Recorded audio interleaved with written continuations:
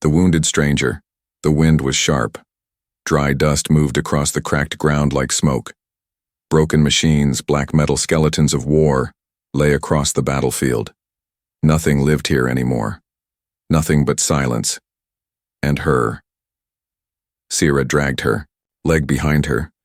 Her blue skin was covered in blood and dirt. One arm hung useless. Her face was cut. Her breathing was slow, shallow. Each step was pain. But she didn't stop. She couldn't. There was an old human radio tower ahead, half broken, its red lights long dead. That was her goal. Not because it offered safety, but because it was far. Because maybe she would die there. Quietly. Without screaming. The war was over. Her people had lost. The humans had won. But for her there was no side left. She wasn't a soldier. She wasn't anything now. Just a wounded stranger in enemy land. Her mind spun with fear. Every sound made her heart pound. What if humans found her? They would kill her. That's what they did. That's what she had been taught all her life. That humans were monsters in skin. They burned planets. They shot without mercy. They hated aliens like her. So she stayed low. Crawled, hid behind rocks, moved only when the wind howled. By sunset, her vision blurred. Her body was cold. She collapsed near the tower, half covered, in dirt. Her lips whispered a prayer, not to any god but to the stars. Let it be quick. Night fell, and with it came footsteps. Heavy, slow, careful. She didn't move. Her heart screamed inside her chest. Was it a beast? A drone? A human? She opened one eye and saw boots. Human boots. She closed her eyes. This is it, she thought. They found me. I'll die now. But the kick didn't come. Instead, she felt warmth. A rough, worn hand touched her wrist gently. She flinched. The hand pulled back for a second, then returned, softer this time. 2 fingers pressed on her neck. A voice spoke. Deep, calm, male. She's alive, it said. Then arms lifted her. Strong arms. Not tight, not angry. Careful. Like holding glass, she wanted to fight, to scream.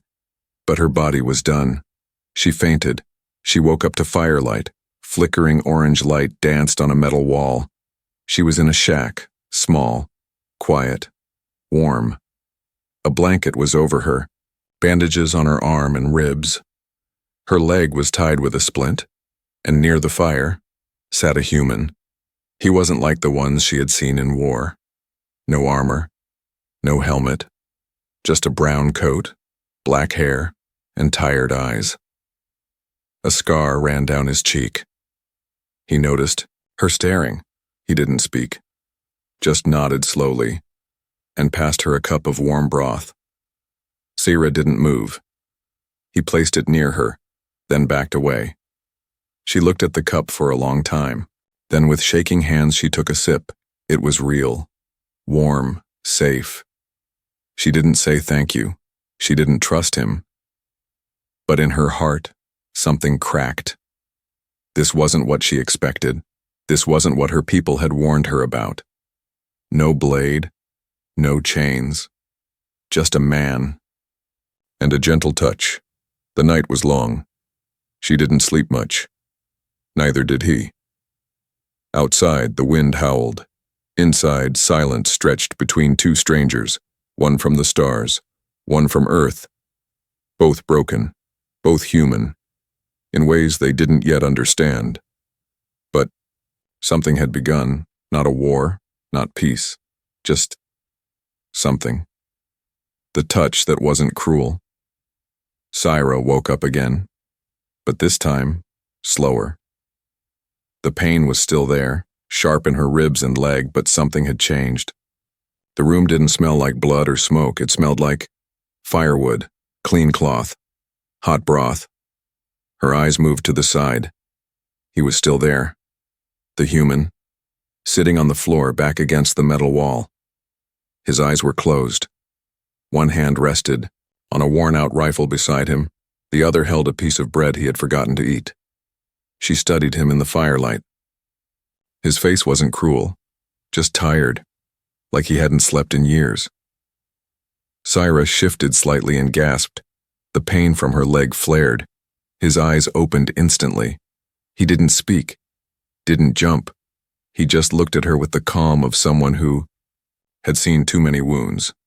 Syra expected questions, demands, interrogation, like the human soldiers did during war. But he only asked one thing. Pain? She blinked. Was that concern? She nodded slowly. He walked to a metal shelf, pulled out a small syringe and came closer. She flinched. His hand paused. Then gently, he knelt. I won't hurt you, he said. This will help. Her fingers twitched. She wanted to crawl away, run. But her body said no. He didn't wait for trust. He simply placed the needle on her arm, carefully injected the medicine, then stepped back. The burning faded. The pain softened. So did her fear. Just a little. Hours passed like drifting clouds. Syra didn't talk. He didn't ask. She tried to figure out what kind of human he was. A soldier? A deserter? A survivor? He moved like someone trained. He was quiet, alert, precise. But he also moved, like someone who had stopped caring about winning. The shack was full of old tech. Scrap metal, rusted weapons, broken radios, but it was clean, organized, lived in. He cooked rice and some dried vegetables over the fire. When it was ready, he placed a bowl near her, then sat down again, giving her space. She didn't touch it. Not yet. She kept watching him. Why? Why was he helping her? She was the enemy. She was alien. Later, as the fire burned low, he finally spoke. Not to question her, not to threaten her, just a simple, low sentence. I buried 4 friends last winter. Syra turned her head. His eyes were locked on the flame. Not her. Didn't think I'd help anyone again, he said. Then I saw you, half dead. Couldn't walk away. She didn't answer. Couldn't. Her throat was dry. But in her chest, her heart ached, not from pain but from confusion. This wasn't what she had been taught. Humans were supposed to kill her, not feed her, break her, not patch her. He looked at her finally. I'm Malik, he said. Then without waiting, he stood and lay on his old cot across the room. No threats, no orders, just quiet breathing. Syra stared at the ceiling, the metal roof above her. The stars outside through a cracked window. Something was breaking inside her. Not a bone, not her body, but her fear. The next morning, he was gone. Not far. Just outside. She could hear him chopping wood, fixing tools. He returned with water and helped her sit up. This time she didn't flinch. When she looked at him, really looked, she didn't see a monster. She saw a man, haunted by war, same as her. He offered her a slice of fruit. She took it, a small thing, but it meant everything, because she had once braced for death at human hands. And now, she felt a kindness more alien than anything she'd ever known. The shack of silence. The desert sun rose slowly, painting the metal shack in gold and dust. Inside it was still, quiet, like time itself was holding its breath. Syra sat upright on the rough bedroll, her wounds stiff but healing. She looked around. The walls were made of scavenged ship panels patched with human military cloth. A solar-powered lamp flickered weakly in the corner. It wasn't much, but it was shelter. Malik wasn't inside. She heard him outside again. Chopping wood, always busy, always silent. She hadn't spoken a full sentence since waking up in this place. He hadn't asked her to. It was strange, everywhere she'd ever been, on her home planet, in alien bases, even during her time as a translator. Someone always wanted something from her. Orders, questions, Secrets, but not him. This human gave her food, warmth, bandages, and silence. That silence began to feel heavier than words. Later that day, she tried to stand. Her leg wobbled. Pain flared, but she stood, barefoot, on a rusted floor. She limped to the door and peeked outside. Malik was there, hammering metal into place on a broken drone wing. His jacket was off. Scars covered his back like a map of forgotten wars. Sunlight caught the edge of his face, his jaw tense, eyes focused. Syra coughed. He looked up, no smile, no surprise. He simply nodded toward a wooden chair near him. She walked, slowly, carefully, then sat, not beside him, near enough to feel the heat of the sun and his presence. They didn't talk, just worked, breathed, existed. For hours, the only sounds were hammering, wind, and the occasional buzz of dead machines. Malik passed her tools, she cleaned them. He didn't say thanks. She didn't expect him to. But each act, each small, simple motion was a conversation, a language of survival, of peace, of something neither of them had ever known. Trust. That night, he made soup, thicker this time, a better taste. Less war, more comfort. He placed a bowl near her again. This time she didn't hesitate. As she ate, she looked at him and finally spoke. "You lost people?" His spoon paused in midair. He didn't look up. "Yeah," he said. "A lot." "Family?" He shook his head. "Squad mates. Brothers in blood, if not name." Silence again. Then Syra whispered, "I lost a sister, back when the war was just words." He looked at her now, not with pity, with understanding. War had stolen things from both of them, not just lives, pieces of themselves. The fire between them cracked and popped. "Why are you here?" she asked. Malik leaned back, looked at the ceiling. "Because I didn't want to be anywhere else," he said. She frowned. "I fought for Earth." Then the peace treaty came. But peace doesn't fix a broken soul. He looked at her. "Maybe that's why you're here too." She didn't reply, but her eyes softened. He wasn't just sheltering her body. He was giving her space to remember who she was, before war turned her into nothing. Later that night, Syra couldn't sleep. She stared at the roof again, thinking about Malik, about his silence, about how somehow in this strange metal box in the middle of nowhere. The quiet was healing her. She wasn't scared anymore. Still cautious, yes, but not afraid. Because here, in the shack of silence, she wasn't the enemy. She was just Syra. When fire spoke, the wind howled outside like a beast that had lost its pack. Inside the shack, the fire burned low.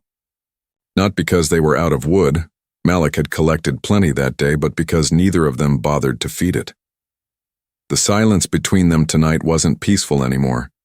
It was full. Syra sat cross-legged on her blanket.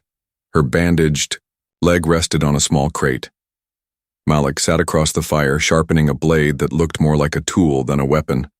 The metal made soft, scraping sounds.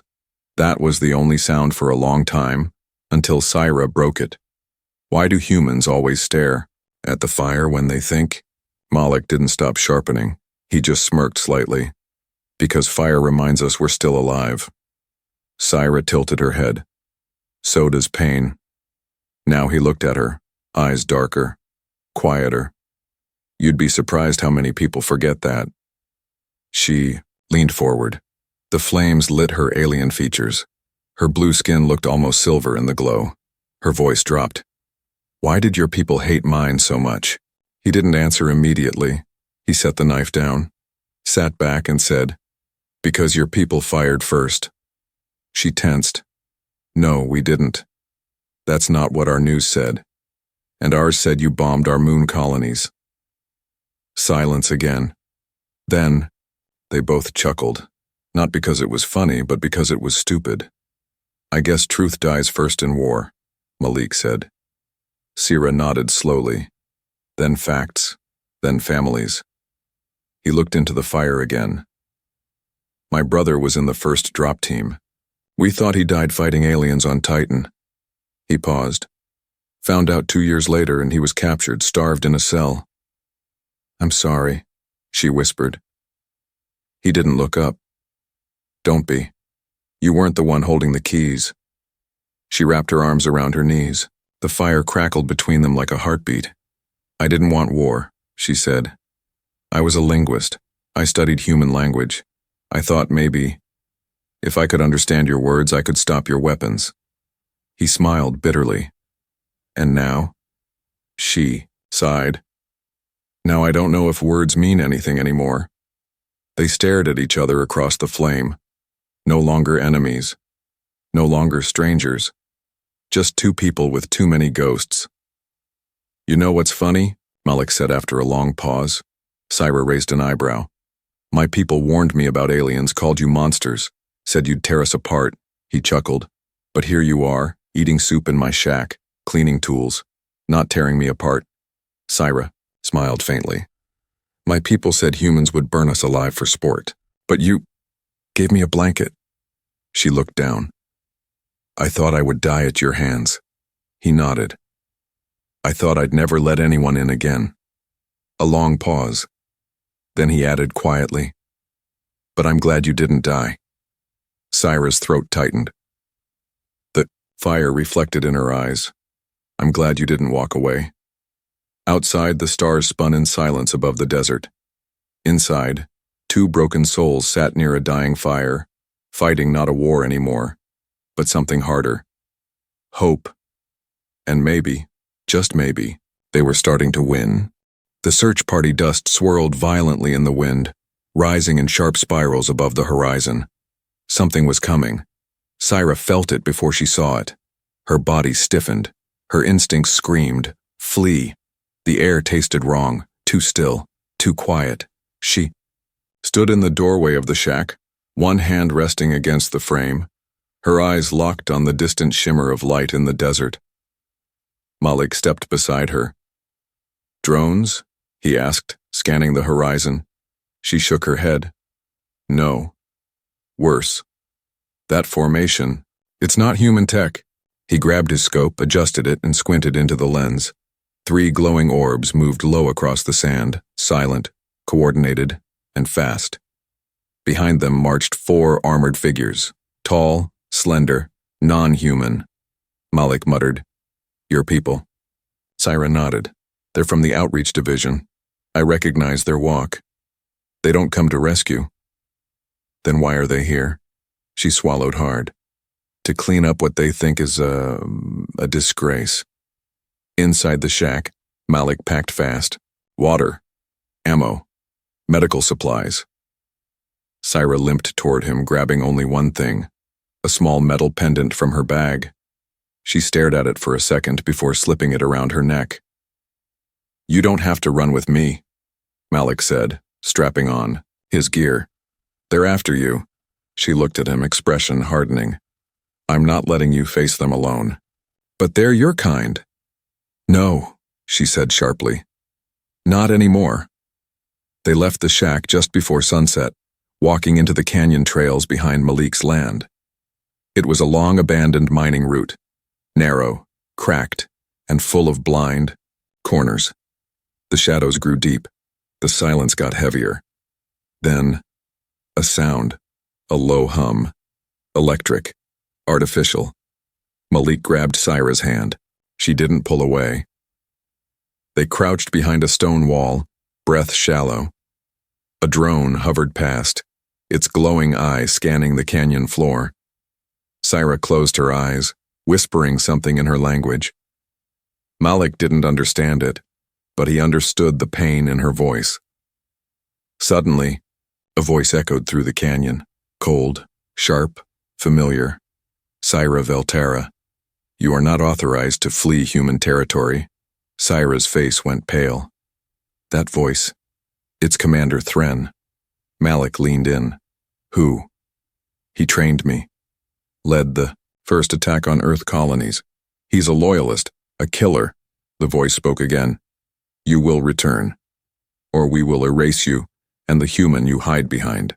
Sarah stood up before Malik could stop her. Her voice rang out clear and defiant. I am not your agent anymore, Thren. Silence. Then, mocking laughter. You forget what you are, Syra. Broken, discarded, and still bleeding. Malik raised, his rifle aiming toward the sound. Syra whispered, You don't need to protect me. He didn't lower his weapon. I'm not protecting you, he said. I'm fighting beside you. A pulse blast hit the stone near their heads. They ran, stumbling through the rocks, dodging shots. Malik fired back, careful and calm. Syra grabbed a flare from his belt and launched it behind them. The light exploded, blinding their pursuers. They ducked into a cave opening Malik had marked long ago, an old smuggler's route. Inside was dark, cool, safe. For now. They collapsed against the wall, breathing hard. Syra stared at him, her chest rising and falling. I should have left you. They'll keep hunting us. Malik looked at her with fire in his eyes. I don't run from things I believe in. She blinked. What do you believe in, Malik? He didn't hesitate. You. For a moment the cave was silent, except for 2 heartbeats. 2 lives once torn by war, now tangled by something neither could name. Outside, the search party circled, like wolves. Inside, a bond forged in fire and fear had just become unbreakable. Escape through ashes, the cave stank of old oil, dust, and fear. Syra pressed her ear to the stone wall. No footsteps, no voices. But she didn't relax. They're still out there, she whispered. Malik nodded. They're patient, waiting for us to break. He glanced at his bag. Only 1 water bottle left. 2 charges for the rifle. No medkits. Syra's eyes narrowed. We can't stay here. Nope. But we can't outrun them either. Malik looked at her steady and calm. We don't outrun them. We outsmart them. They moved before sunrise. The desert air was colder than bone. The sand felt dead under their boots. Malik led the way through a maze of rocky gullies and forgotten trenches, old human battle zones, now graveyards of twisted metal. Syra limped behind, her injured leg wrapped tight. Every step was pain, but she didn't complain. Above them, drones floated like silent vultures. Syra paused at a rusty wreck. An old alien pod, half buried. Wait, she said. This might still work. Malik raised an eyebrow. She pried open a panel with a broken blade and pulled out a small black chip. A signal scrambler, she explained. Very old tech, but it'll blind them. For a few minutes. How long do we need? Syra stared at him. Long enough to disappear. They waited for the right moment. Then Syra jammed the chip into the ground and activated it. Instantly, the drone lights blinked, then shut off. Now! Malik shouted. They ran, through smoke, through silence, through the ghosts of old war machines. But Thren was no fool. He knew their tricks. A blast hit the sand near Syra's foot. Another missed, Malik's shoulder by inches. Keep going, he yelled. No, she cried, dragging him into a crater. A sleek alien soldier dropped from the ridge above, energy blade drawn. Malik raised his rifle, fired. The shot hit the alien's leg. It staggered. Syra didn't hesitate. She grabbed a sharp metal rod from the ground and threw it, straight through the enemy's neck. Blood sprayed. The alien collapsed without a sound. Syra froze for a second. Then her voice shook. I knew him. His name was Raylan. Malik lowered his gun. You okay? No, she whispered. But I will be. They found a rusted transport half buried under rocks. Malik pried the doors open. Inside, dust, wires, cracked glass. But the engine, Syra, pressed her palm to the console. Her alien blood triggered a soft hum. It's responding. Malik smiled. You can fly this? I hope so. The engines sputtered to life, coughing smoke. Outside, the rest of Thren's squad closed in. Shouts echoed across the sand. The last drone reactivated, blinking red. Too late, Sira muttered. Malik jumped into the co-pilot seat. Punch it! The transport roared upward, its wings trembling. Bullets and plasma shots screamed past them. Malik manned the rear blaster, firing. Short, controlled bursts. 2 enemies fell. One clung to the wing, trying to stab through. Sira twisted the craft violently. The alien lost grip, fell into the dust below. Above them, the sky opened wide. Freedom. Inside the cockpit, Malik panted. Adrenaline still surging. You okay? He asked. Sira kept her eyes on the controls. I didn't think I'd ever leave that world alive. You did more than leave, he said. You chose. She looked at him. I chose you. Below them, the desert burned in morning light. Smoke curled from the battleground, the shack where they first met, now gone. But in the ashes, something had survived. Not war, not fear, but something rarer than either. Loyalty. The gentle future they landed far from the fire. Somewhere deep in the no-man's land between stars, war, and governments, there existed a village the maps forgot. It was hidden in the cliffs, half caves, half homes, a place where the unwanted and the unbroken lived side by side. Aliens, humans, even machines. Nobody asked questions here. They only offered food, safety, and silence that didn't hurt. Malik and Sira stepped off the old transport, blinking in the soft light of dusk. Their clothes were torn, their bodies aching, but they were alive, and for the first time, they had nowhere to run. Weeks passed like clouds drifting across a calm sky. Malik helped rebuild the village defenses, fixed old solar panels, dug trenches, trained the young to shoot straight but only if they had to. Sira worked in the learning center teaching children of every species how to read, in 3 languages. Sometimes, she sat alone under a broken satellite dish and listened to the stars, not for danger, but for peace. She never heard from Thren again. Some ghosts die when you stop fearing them. One morning, she limped into the garden, still healing, and found Malik building something strange. What's that? She asked. He didn't look up. Surprise, she smirked. Is it a weapon? Nope. Trap? Sort of. What does it catch? He finally looked at her. Hope. She raised an eyebrow. He pointed to the small metal object. Shiny. Round. Handmade. A ring, carved from scrap metal. Smooth edges, carefully crafted. Her mouth opened slightly, but she said nothing. He stood and walked over, held it out. Not forcing, not begging, just offering. I don't know what this means on your planet, he said quietly. But on mine it means I want you beside me. Not just now. Not just while we hide. Always. Sira didn't move. Her hands trembled, not from fear, but from the weight of everything they'd survived.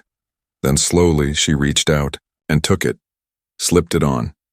It didn't shine like gold, but it fit like truth. That night, they sat by a fire again. No weapons near them, no war hanging over them. Just 2 souls, tired and alive, watching stars that no longer looked like threats. Sira leaned her head on Malik's shoulder. Do you ever miss the world before it all burned? She asked. He thought for a while, then shook his head. No. Why not? Because I never had this before it burned. She closed her eyes and whispered, Me neither. Somewhere in the sky above them, ships moved, factions planned, empires whispered. But they didn't care. Because in a quiet place, made of scrap and second chances, a woman who once braced for death at a human's hands was now safe in his arms.